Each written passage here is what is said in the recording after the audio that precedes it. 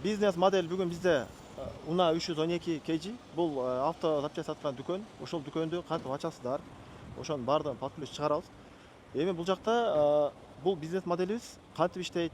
Ошол тууралуу кыска түшүндүрүп коелу. Мисалы, Esto бизнес тууралуу отдельно да видео чыгарабыз. Ошол мисалы Esto ачкан учурда, ошол Estoңуз иштеши үчүн кардарларыңыз запчастька кетпеш үчүн өзүңүздө наличие запчасть болуш керек. Бул именно ошондой жер, сизде запчастьтен наличие кармай турган жер. Буну сиз Esto бизнес кылган адамдар өзү кааласа каалабаса бул модельди ачыш керек. Буну өзүбүздүн окуучулар үчүн атайын тартып атабыз. Бизден окуп кеткендер эгерде ушул автозапчасть дүкөн ачам деп турган болсо, ушул видеого карап өзүнө керектүү маалыматтарды алып ачса болот. Демек, бул жерде азыр биз сиздерге 5 метрге 2,5 болуп жасалган будка форматындагы магазинди толук форматта көрсөтүп беребиз.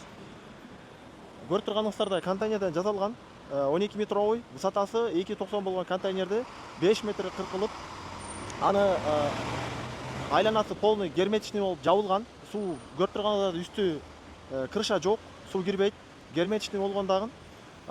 Буну эмнеге мындай жасалган десе, биз Бишкекте иштейбиз. Бишкекте ар бир точкалар биз алганда бул жерлер ар түрдүү жер болуп калат. Кээде жилой жерлерди алып, кээде пустой место, кээде Esto өзүнө эле болуп, ар түрдүү жер алганыбыз үчүн биз мындай магазиндерибизди мобильный кылып жасайбыз. Азыр бул магазиндагы мобильный болуп эсептелет.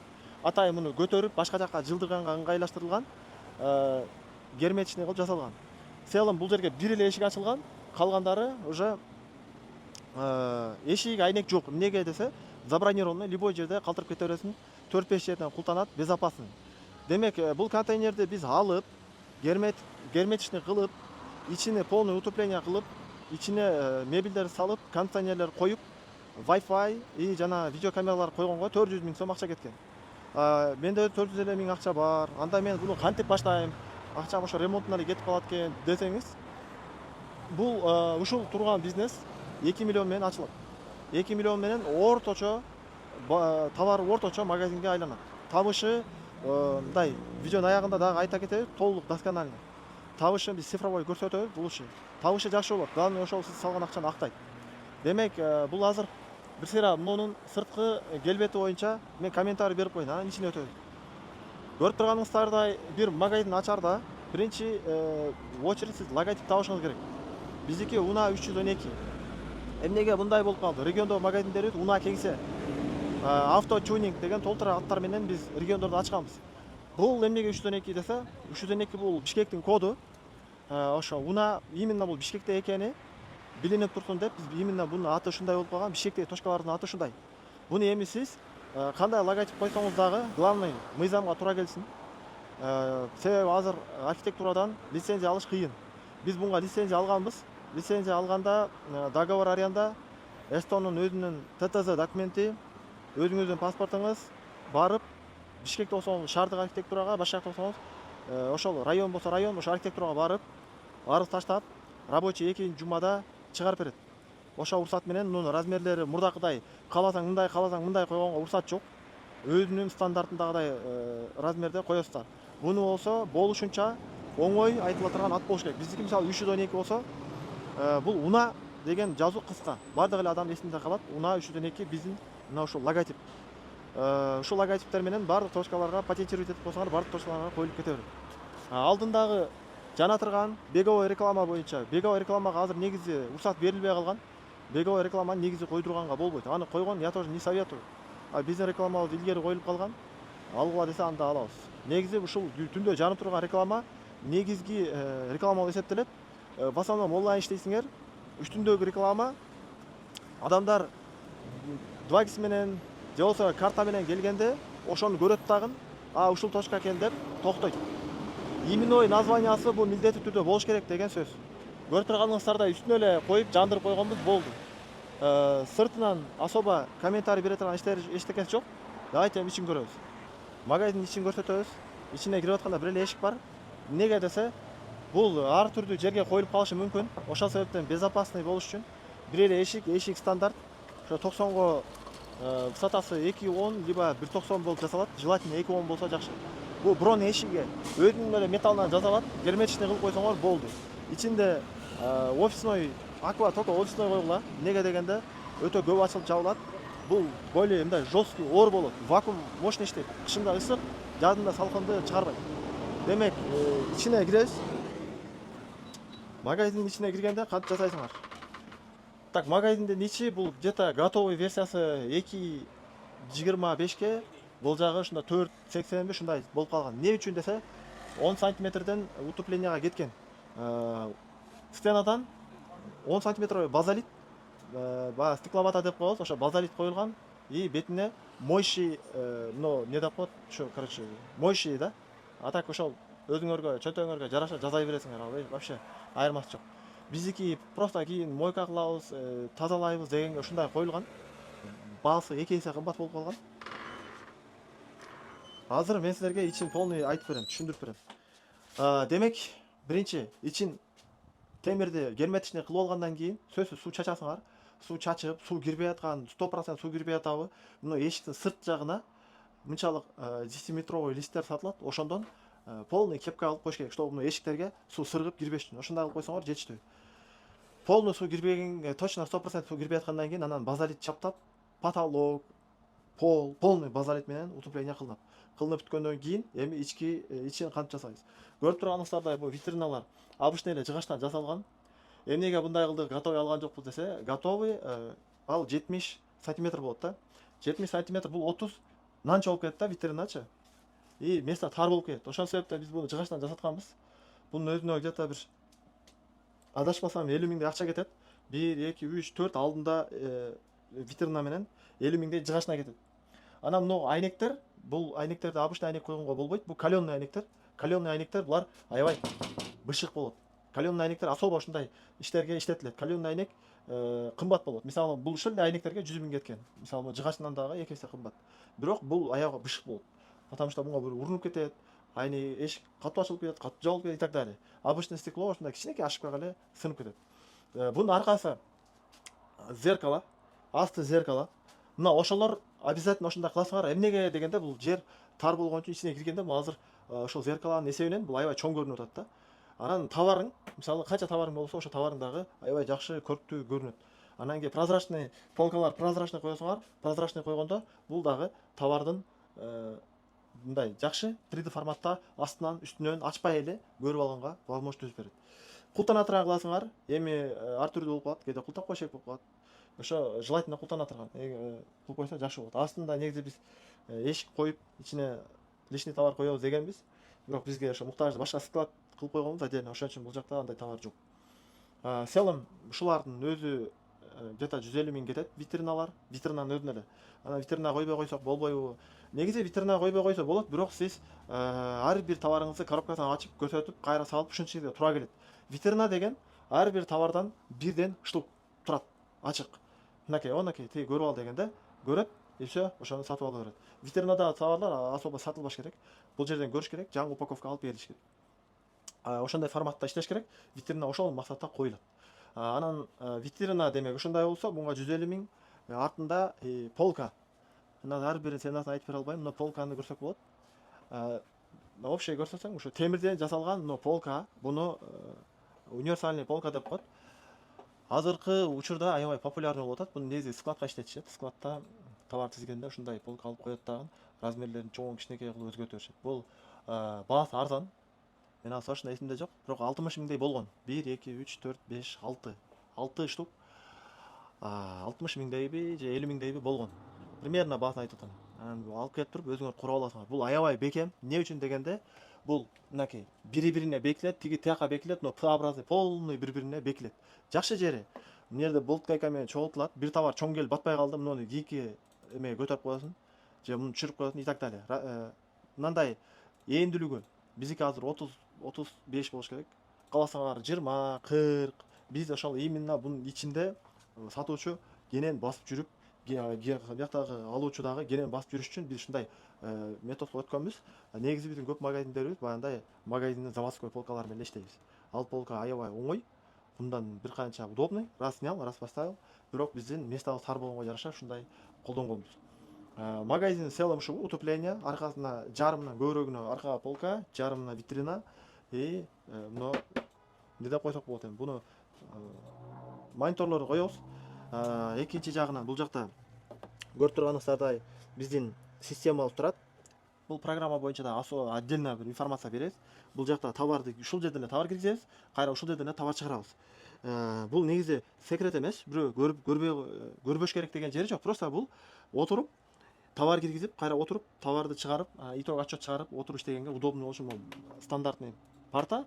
Бул жагы болсо и параллельно эле витрина болуп калат да. Бул жака андроидтерден коюп коебуз, и логотип чаптап коебуз. Ошо менен жакшы. Себеби жакта магазинчиге да жакшы условия болуш керек. Ушул жерде өмүрүнүн жарымы өтөт. Эртеден кечке отуруп иштейт. В целом ичине кондиционерлер коюлат. Кондиционер бул жерибиз квадраттар кичинекей болгону менен биз двойной куба менен коебуз. Эмнеге дегенде жазында оңой эле муздатышы мүмкүн, бирок кышкы учурда ысыта албай калат. Ошол себептен мисалы 20 квадрат болсо биз 40 коебуз. 40 болсо 80 коебуз запасы менен. Бир адам, 2 адам, 3 адам, 5 адам кирсе деле спокойно жетише берет. Ысытканда деле, муздатканда деле. Демек бунун ички көрүнүшү ушундай. Буну каленый айнекти, аркада полканы туугандар Google'га киресиңер. Каленый стекло деп жазсаңар, любой жерде бар азыр. Жасап беришет. Размерди айтасыңар, полный, мебелди айтасыңар, кыркып, жасап, кааласаңар жөнөтүп берет, кааласаңар өзү апарып коюп берет. Бул азыр баардык жерде бар. Бул универсальный полка деле ошондой. Бишкекте, Ошто, Жалал Абад, любой шаарда өздөрүнүн филиалдарын ачып иштеп атышат. Бул реклама эмес туугандар. Бул мага выгодный, компактный болгон тетиктер. Бизде почти складтарыбызда полный ушундай турат. Бул аябай удобный. Кийин кокустан иштетпей калам десеңер, сатып жүрсөң алат. Бул баягындай сен который вартет жасаган шара бар эмес. Бул кухняга дагы кете берет. Балдардын китепканасына деле кете берет. Любой жерге кете бере турган универсальный полка. Так что вид деле очень хороший там. Биз көбүнчө серый цвет, молочный, не знаю, ближе молочный. Ушундай цвет колдонобуз. Черный бар, коричневый бар. Уну по желаниям. Биз ачык цветти көбүрөөк колдонобуз. Неге дегенде, ачык цвет эми азыр молочный болуп турган ачык цветке кирет. Неге десем, кичинекей жерде темный цвет аябай кичинекей көрсөтүп болот. Адам жүрөгү сыгылып кетет. Ошон үчүн кичинекей жерге биз мындай стеклолорду коюп, мындай чоң көрсөтөбүз. Бул мындай кирген адам мындай жакшы өзүн жакшы сезет да. Мындай кондиционер эгер маңдайга эшикке карап коюлат билбегендерге. Сөзсүз зачта коюшуңар керек. Бул жерде зачтабыз жок биздики дагы. Бул себеби ысыктан кирген адамды шамалдатып коет. Муну зачтаны тагып коелу. Ичи өтө көп жарык коесуңар. Эмнеге дегенде ичи канчалык жарык болсо ошончалык көрктүү көрүнөт. Селим ошол товарларда биз электроника сатабыз, сиз эмне сатасыз, аны өзүңүз карайсыз. Биз азыр базарга барабыз, базарда сиздерге көрсөтөбүз, кандай эмнелерге фокус караш керек, полный досконально түшүндүрүп беребиз. Товар тизгенде особо мындай бир мындай товарды көрсөтүп койсом болот. Бул жерде товар тизгенде особо мынакей эч кандай деле жок. Мелочь нерселерге отдельно идиш коесуздар. Туура идиштер кымбат, бирок мажбур түрдө коюш керек. Ар бир товардан бирдей модель коесуңар. И ашыкчасын бияка кереги жок. Складта сакталып берет. Биз аркасына 6 метрлык контейнер коюп койгонбуз. Ошол жактан алып чыгып коюп, учет отчет деген нерсе бар. Ошол нерсени ирети бузулбай жакшы болуп турат. Бир жагынан товар аздай болуп көрүнгөн менен, зато любой издеген нерсе табылса болду. Негизи магазиндин тартиби ушундай. Мурда баягы бир дүйнө 1 миллион штук товар коюп алып, менде көп, менден ал деген тема азыр жок. Азыр главный мына өзүбүздүн эстебизге полный товар жеткирип бере алабызбы? Жеткирип болобуз. Ошол эле жетиштүү болуп калган. Демек ушундай. Азыр биздин бул магазиниздеги алынып аткан товарларды каяктан алабыз, эмне кылып алабыз, алар баарын көрсөтүп беребиз. Андан кийин товарды учет отчет, который товар киргизген, кайра кантип чыгарабыз, ошол тууралуу полный информация кетет. Некоторый нерселер тартылбайт, себеби айтылбай турган нерселер да бар. И өзүңүзгө магазин ачып иштетип кеткенге жете турган баардык информация берилет. Ушул кеттик анда. Так, достор, товарды каяктан алабыз деген вопрос. Товарды негизи Кыргызстанда Бишкектен алынат. Эң жакшы товарлар Бишкекте. Дордойдо, чоң Дордойдо. Азыр ошол Дордойго баратабыз. Ошол жакта тартабыз, көрсөтөбүз. Андан кийин андан башка жакта жокпу деген суроо бар. Ошто бар. Башка жактарда деле, Жалал Абадта деле бар оптом. Бирок Бишкектеги оптомдогу товарлар биринчиден сен бир эле товарды 3-4 жерден алганга мүмкүнчүлүк бар. Бул биринчи жакшы жагы. Экинчи жагы арзаныраак алганга мүмкүнчүлүк бар. Андан кийин дайыма наличие болот Бишкекте. Неге дегенде конкуренция көп. Булар бири-бири менен конкуренция болгондо товарларды дайым наличке кармап, дайыма наличие болот. Анан Бишкекке алыгыз десеңиз, Бишкекте салып жиберет. Любой регионго, любой городокко азыр ошол эмени да тартып чыгарып коем. Именно кайсыл жерден груздар кетет. Баардык жактарга груз кете турган жерлер бар. Ошолорду да тартып чыгарып коем. Аны албетте өзүңөр биринчи келип, товарды алып, таанышып, визиткаларын алып, товар алып кете турган жактарды сүйлөшүп, андан кийин товарларыңар сиз жок эле өзү кете берет. Демек итогу товар бишкектен алынат, Дордойдон алынат. Анан ошол жерде бир маселе жаралат. Дордойдон, то есть Кыргызстандан алайлыбы же Кытайдан алайлыбы, кайсы бири выгодный дейт да. Кытай бул прозрачный рынок да. Эгерде сен 10 штук алсаң башкача сумма чыгат, 100 штук алсаң башкача сумма, 1000 штук алсаң башкача сумма. Жол кире баарына бирдей эле. Эми туура салмагына чакканда бир аз болуп калышы мүмкүн, бирок в основном автозапчастьтар, кроме ходовой, кубасына келет, салмагына эмес. Эмнеге дегенде, ал салмагы жеңил, бирок төлөкөт чоң болгон үчүн куба менен келет. Куба менен келгенде почти жол кире бирдей эле чыгат. 10 штук менен 100 штук, 1000 штук бирдей эле чыгып калат. Почти. Ходовой часть салмагы менен келет. Ал бир аз арзаныраак келет. Эмне үчүн дегенде, ал мындай эле салмактагы нерсе 3 кг болуп калышы мүмкүн. Ал салмагы менен келет, ошон үчүн бир аз арзаныраак келет.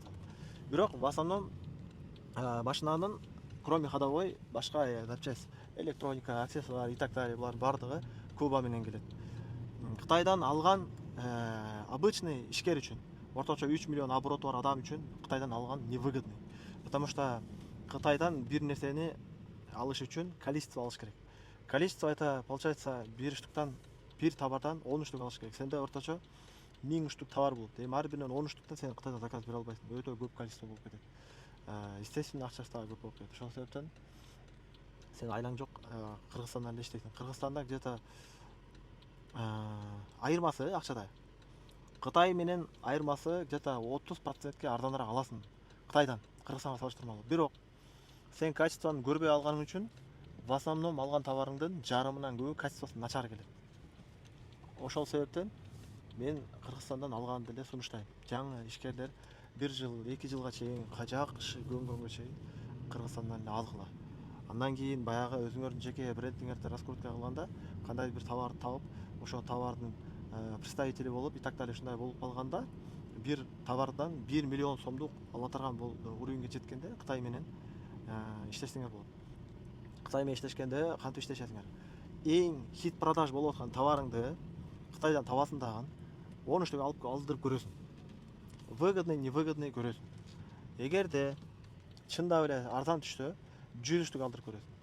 Андан пайда кандай кетти, жакшы саттыңбы, пайда алдыңбы, анан 1000 штук алдырып көрөсүң. Ошентип өзүң брендиң.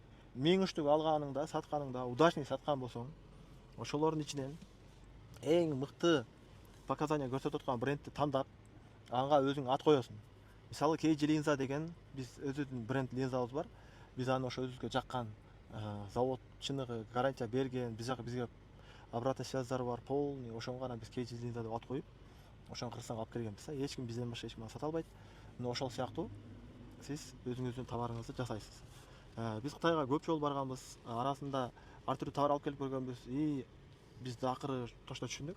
Хит продаж болгон товарларды алып келсең гана актайт. Обычный мелкий, который там стоит 200-300 сомма, 500 сомма, алар вообще актабайт. Потому что алар 1 штукта, 10 штукта, 100 штуктан алсаң актабайт. Анан келгенде ал почти 3 куб, 4 куб бир товар келет да. Анан келген адам, алып келген адам өтө көп количество алып келгенде башка суммада келген. Башкача тариф менен жол кирет эсептелген, оформление башкача болгон. Сеники 15 сомдон турса, например, аныкы 5 сомдон эле туруп калат дагы. Аны актай, сага актабайт. Ошол себептен арзан нерселерди вообще Кытайдан алып келбегиле.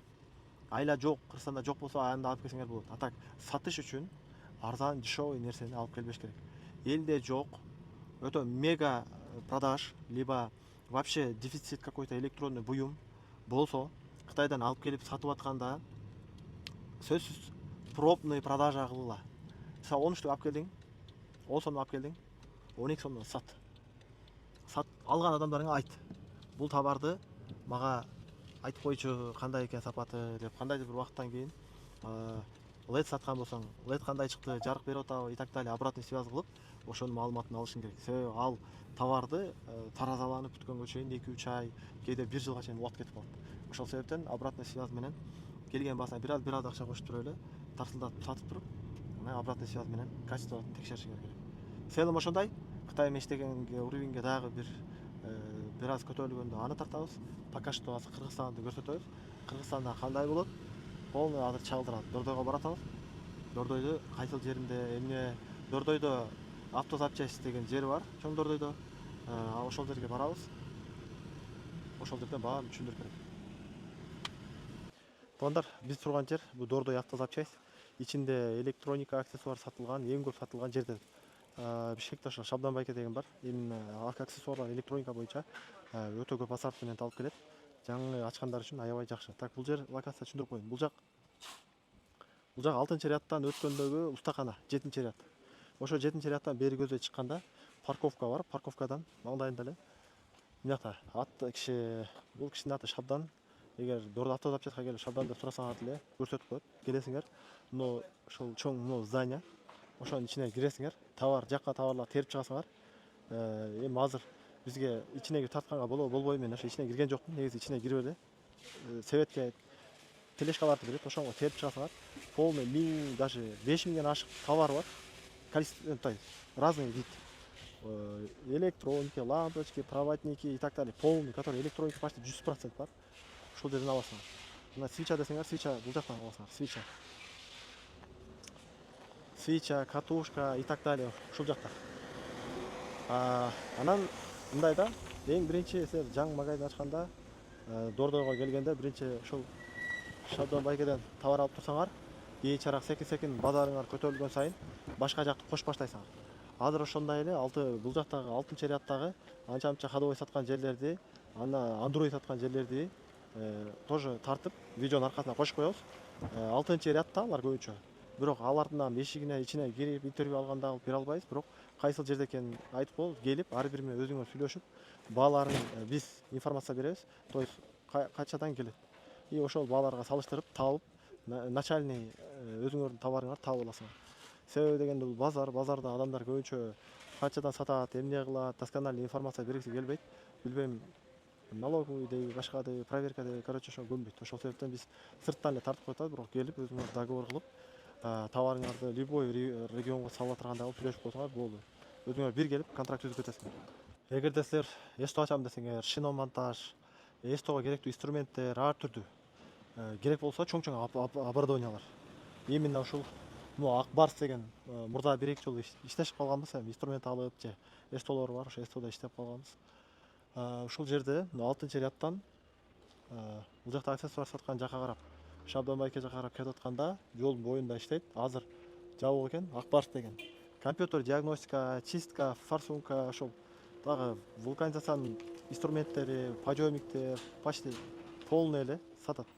Ушул жактан наличие заказ көрүп, текшерип, гарантияларын жаздырып алып кетсеңер болот. Сел бул жакта баягы пресс дейсиңерби, замена масса кылганы ар түрдүү мындай эмелер бар. Аппаратуралар бар. Кондиционердики толуп турат. Короче, инструмент эмес, именно оборудование боюнча ушул Ак Барска келип алсаңар болот. Эми баасы бир аз кымбатыраак, бирок наличие кармайт бардыгын. Кытайдан бир аз кымбат чыгышы мүмкүн. Бирок эми Кытайдан заказ берип анан кандай аппарат экенин билбей утулуп калышы мүмкүн. Дагы бир жолу айта кетем, 6-рядтан Шабдан байке карап кетип атканда сол жакта кызыккандар болсо келип бир сыйра көрүп таанышып кетсеңер да болот. Бел мелкий запчасть ичинде, если там баллон жамаган и так далее, ушул жакта бар. Шабдан байкеде да бар. Экөөнөн тең ала бересиңер.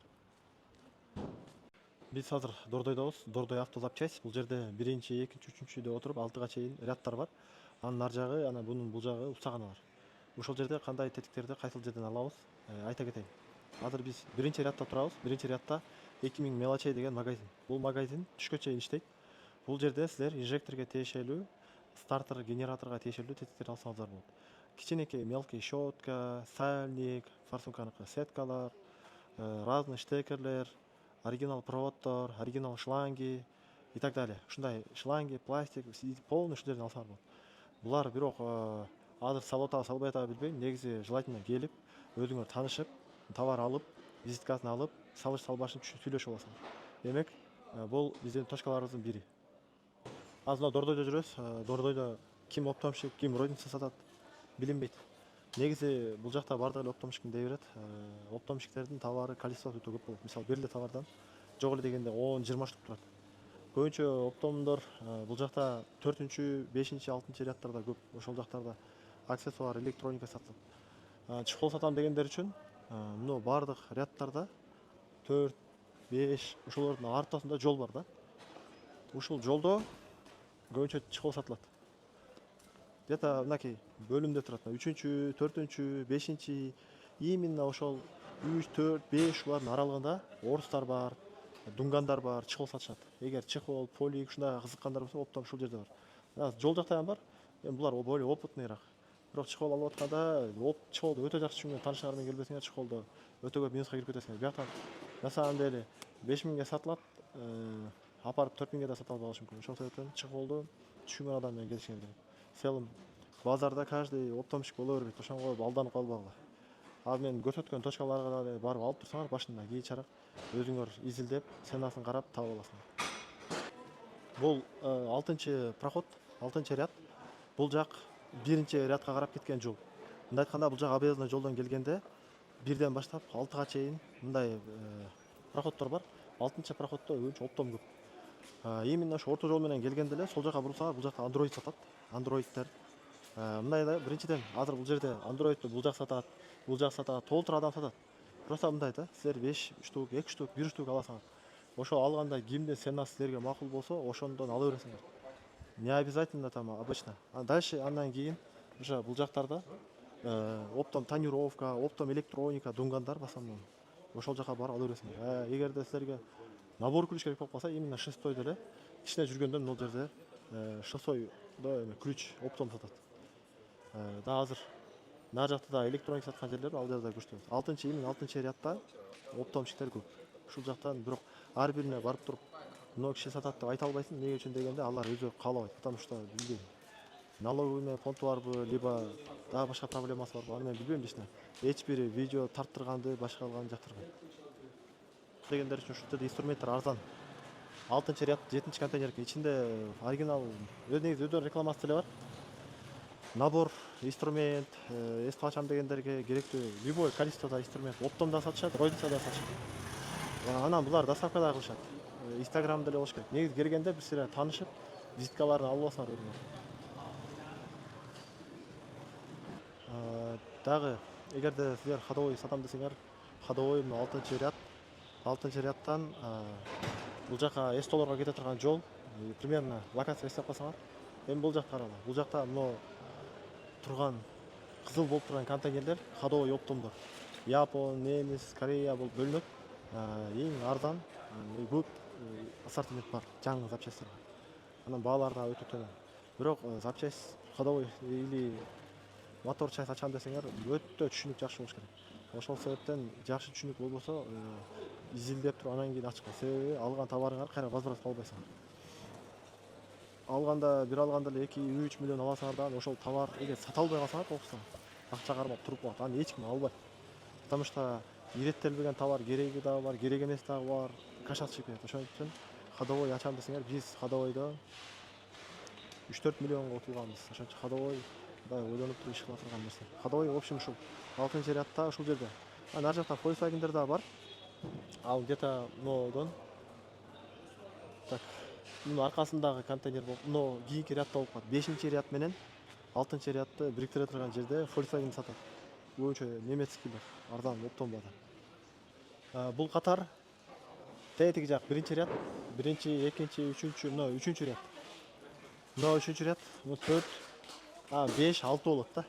Ошол рядтардын ортосунда бириктирген бул жерде көбүнчө ходовой немецкий запчастьтар сатылат. Эгерде немецкий там Volkswagen, Passat, Audi, бензонасос, ходовой оптом керек болсо, оптомщиктердин астында постоянно коробка упаковать этип аткан болот. Ошондон билип алсаңар болот. Түштөн кийин товарлар отправка болот. Отправка болгондо азыр качыратып бурап аткандардын баардыгы оптом товар сатылып атат да. Ошондон эле билип алсаңар болот. Но азыр получается тетиги 6-чы ряд, анын бер жагында 5-чи ряд, ошол 5-чи рядда упаковка кылып атат азыр. Ошол жерде немистер сатылат. Бая айтып кеткендей эле ар бирине барып таанышып, контакт алып бере албайт. Эмнеге дегенде эч ким жактырбайт. Өзүңөр келип, мен айткан рядтардан сүйлөшүп, өзүңөр контракт кылып алсаңар, өзүңөр жашаган жерлерге отправкасы барбы, жокпу, полный сүйлөшүп алсаңар. Бишкек шаарындагылар эгер антифриз алам десеңер, бул 1-чи ряд. 1-чи рядда ушул жерде май, карп, антифриз, ошонун баардыгын ушул жерде сатышат. Оригиналы бар, дешевый бар. Бирок региондогуларга бул жер кымбатка түшүп калат. Бул жерден албагыла. Себеби бул грузоподъемность оор болгон үчүн региондорго отправка кылганда жол кирesi кымбат чыгат да, силерге актабай калат. Дордойго барып товарды алып келгенден кийин негизи ошол товарды киргизиш керек. Бирок ошол жерде бир суроо пайда болот да. эмне товар алып келем, мен эмне товар сатсам болот депчи. Аябай товарлар көпкө бөлүнөт. Ходовой бар, мотор бар, анан электроника бар, аксессуар бар. 4 частька бөлүнөт. Биз именно электроника часть сатабыз. Эмнеге биз электроника сатабыз десе, биз электроника менен алектенебиз. Биз только электроника жасайбыз. Өзүбүзгө керектүү инструмент и запчастьтарды алып келип алабыз. Андан башка запчастьтар бизде жакшы өтпөйт. Например, чехол, ходовой, мотор булар таптакыр өтпөйт. Себеби бизде андай адистер жок. Ошол себептен биздики электрондуу товар дегенде бунун ичи дагы өз ара бөлүнөт. Аксессуар, например, аксессуар это то, что машинага дополнительно коюлган буюмдар, Android и так далее, да. Анан машинанын өзүнүн детальдары, например, бензонасос штатный, активатор центральный замка, ушундай сыяктуу машинанын штатный нерселери анан нештатный болуп бөлүнөт. Экөө тең бирдей эле кетет. Муну мындай бул керек эмес деп айта албайсың. Товарды биз электрондуу товар алганда, мисалы, сиз эгер жаңы алып баштаткан болсоңуз, ошол Бишкекте Шабдан деген кишиде ошол почти сиз электронный буюм 95% бар. Выбор азыраак болуп калышы мүмкүн, бирок сизге началога ошол жетет. Эми товарды алып келдиңиз. Анан ошол кичинекей контейнерде азыр где-то 1,5 миллион товар турат. Көп адамдар ошо 1,5 миллион акча таап анан кийин ачам дей берет да. Биздин биринчи магазинибиз 100 000 сом товар менен башталган. Получается, ушу бети канча болсо ошол жерге мындай эле товар жайганбыз, ошо 100 000 сом болгон да. Ошол себептен сиздеги бар акча менен баштай бересиз. Мисалы, стройкага кетти, 400 000 кетти, дагы 200-300 000 бар, ошо менен деле баштай бересиз. Товар өз акчасын тийбесеңиз өзүнөн өзү көбөйөт. Демек, биринчи список кылганда мындай кыласыз да. Короче, менде автоэлектрик бар, например, уста. Анан автоэлектрик эмне жумуштар жасай алат? Стартер, генератор жасайт, стеклоподъемник жасайт, дагы бир нерсе жасайт, сигнал жасайт, магнитофон коет. Именно ошонго керектүү болгон инструменттер алып келебиз. Ошол магнитофон, сигнал, изолента, зым, штекер. Ошентип усталардын канчалык кылыш, жумуш билүү знаниясы чоңойгон сайын сиздин запчастьиңиздин территориясы чоңоюп кетет. Бара арадан где-то 3 ай өткөндөн кийин сизде миллиондон ашык товар и бардыгы важный товарлар. И здесь то же самое. Бул жерде лишний товар жок. Лишний товарларды биз атайын көп сатылбаган товарды ойдон чыгарып турабыз. Анан мурда товарды киргизип чыгаруу мисалы ручной болчу эле. Мынча товар келди, да, мынча сен коюп кой. Анан канча товарың бар жана кандай соода болуп атат, канча прибыль, канча минуска кетип атасың, вообще неизвестный болчу да. Азыр биз көп убакыттан бери эмне дейбиз эми, программа дейт, бирөө буну эме деп коет. Бос сервис. Жок, бос сервис дебейт, буну система деп коет. Бул электронный счет фактура, электронный эсептөө жолу, цифровой. Бул баарына прозрачный. Именно эсине иштетип аткан балдарга биз бос сервис программасы менен иштейбиз. 1С менен да иштегендер бар экен. 1С бизге жаккан жок. Потому что биздин муга чейин точкаларда 1С турган. 1С күнүмдүк, неделялык кылып отчеттор чыгарбайт. Ал жакта более крупный компанияларга жакшы болот. Ичине кирип барсаң, 1 айлык чыгарат, 1 жумалык, 1 күндүктө чыгарбайт. Бизде мына бос сервисти буюрса, 2 жыл болуп калды ушулар менен иштешип атканыбызга. Бунун жакшы жери, бул бос сервис, менин оюмча, бул жаңы сервистердин бири. Обслуживание, обучениясы бар өздөрүндө. Бул реклама эмес, айта кеткен. Башында бизге мисалы обучениясында бир аз жакшы мамиле болбоду, акчасын төлөп берип аттык. Балдар бирок ошо биринчи партия балдар жакшылап үйрөнүп алгандан кийин анан кийин биз буну уже жакшы кылып баштадык. Азыркы учурда ушул бос сервисте бизде бардыгы эле магазиндер бос сервисте турат. Азыр бизге уже техподдержка кереги жок, жардам. Өзүбүздүн балдар эле, азыр нердеги акыл энебиз, муну 2 жумада өз алдынча үйрөнүп, азыр келген товарды өзү киргизет, полный отчетту өзү чыгарат. Бунун жакшы жери мага дагы көрүнүп турат. Драйвер полный Google'да турат. Драйвер мага да доступ берилген, сатуучуга дагы, и который магазинди управление алган. 3 жакта прозрачный турат. Жакшы жери ошол. Бул жакта кандай соода болуп атат, канча товар сатылды, себестоимость товар канча, ошонун бардыгы бар бул жерде. Анан ошол сатылган товарларды бул баарыбыз эле билген терминал. Биз Бакай банк менен иштешебиз. Бакай банк азырынча ошол услуга бекер иштеп атышат. Негизи кандайдыр бир убакыттан кийин акчалай кылса керек. Ушунун ичине ГКМ программа коесуңар. Биз азыр жаратмаган компания менен иштешип атабыз. Негизи эле азыр менин оюмча Бакай алгандар баары ошо менен иштеп атат. Бул жакта акчаны төлөө. Көп адам ушу менен бул программаны адаштырышат. Бул программа бул товарды киргизип, канча товар бар, канча товар сатылды, ошону көрсөтүп турат. Ал эми бул ошонун акчасы бул жака түшөт. Демек, канча товар сатылган болсо ошончо чек чыгыш керек да. Анан ошо 1 айда 1 товарды мисалы өткөрүп бергенден кийин 1 айда бир товардын баардык ордунда турабы эсептери чыгат да. Ошо эсептелгенде товар жетпей калган болсо, анда ошондо именно бул жерде сатуучу өзү киргизип, кайра өзү чыгарган үчүн эгер товар жетпей калса, ошол сатуучу төлөйт. Мына ошондой программа кайра баса белгилейм. Boss сервис Google'га кирсеңиздер толтура киргизүү жолдорун, чек чыгаруу, цена коюу баардыгын үйрөтөт. Ал эми мына аппарат болсо, акча төлөй турганда Бакай банк биринчиден ОСО компания ачасыңар, ОСОго барып Бакайга счет ачтырасыңар. Счетко терминал, QR деп айтасыңар. Өздөрү ачып берет. Ачкандан кийин сразу ошо жаратманга кааласаңар барасыңар, кааласаңар онлайн регистрация кылып, бул жакка түшкөн акча сразу налоговыйга прозрачный кете турган кылып койсоңар, ошо менен болду. Анан кийин ички бухгалтериңер бул жакты, сырткы бухгалтериңер налог жакты эсептеп жүрө берет. Бир магазин мисалы Бишкекте оборотко жараша суудаг бар. Примерно айта турган болсок, азыр бул программаны алсаң где-то бир 50-60 миңге аласың. Буну $100 аштырып, настройка кылдырып, антиминт отуруп $200 түшөт бул дагы. Ошондой мынакей готовый болду. Анан сырткы бухгалтерге ар ким аркылуу иштейт. 20 миңге чейин отчет жабып туруш керек. Эми ар ким аркылуу иштешет. Кээбиркилер бир отчет жабышка болсо 1,5 миң, 2 миң болуп калышы мүмкүн. Аны кийин дагы эгерде именно ушу налоговый боюнча проблема болсо, мен кантип өзүңөр жабасыңар, аны мен өзүм видео форматта көрсөтүп берем. В целом ушул жерге чейин келе бергиле, товарыңарды алгыла, программаны ээсинен программа иштеткенди үйрөтүп, баардык товарыңарды киргизип, себестоимость менен киргизесиңер. Себестоимость товар кирди, например, мунун баасы 5 сом эле. 5 сомго киргиздиң, анан материал жаралат. Мен муну качадан сатам. Бунун сен алган бааны билип атасың. Сен буга бааны каяктан коесуң? Международный сайттарга кирип баа койгон эң жакшы болот. Мисалы, Alibaba, AliExpress кирсең, мунун баасын карайсың. Кытайда канча турат?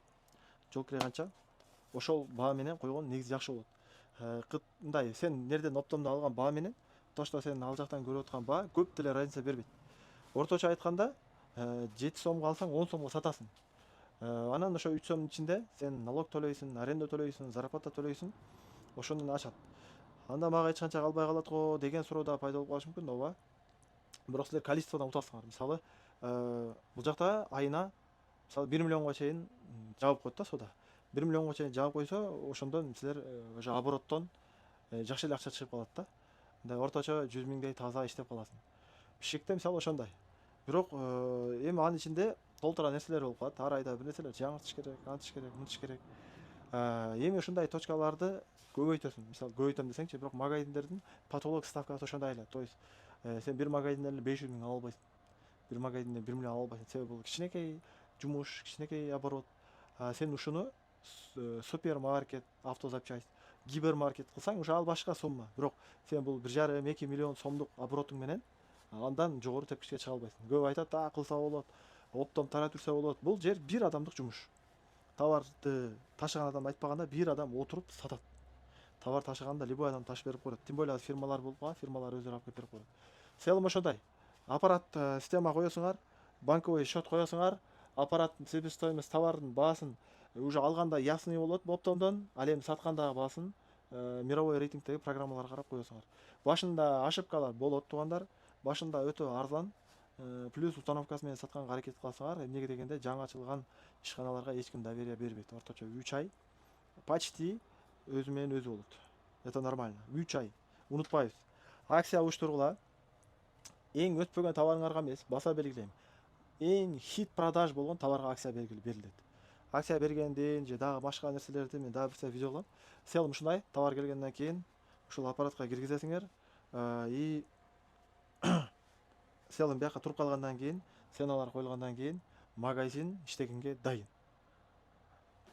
Демек, кийинкисинде биз кантип силер реклама кетиресиңер ошол тууралуу айтып беребиз. Эми сиз магазиниңиз иштегенге даяр, баардыгы системалашты. Эми сиз кантип товар сатасыз? Негизи товар сатканда ар түрдүү жолдор бар. Биринчиден сарафанный реклама бар. Бул сырттан сизди көрүп, жазууларды көрүп кирип алгандар. Бирок бул 100дөн 10 эле пайыз ушундай кардар келет.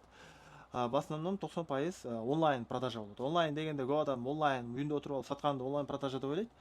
Бирок в основном онлайн бизде азыр рекламада онлайн продажага кирип калган. Сиз онлайн кардарды чакырганыңыз бул онлайн продажага кирет. Демек ошо рекламаны сиз онлайн жагына көп басым жасашыңыз керек. Азыр көп адамдар, мисалы аудиториясы көп адамдар жакшы иш кылат да негизи.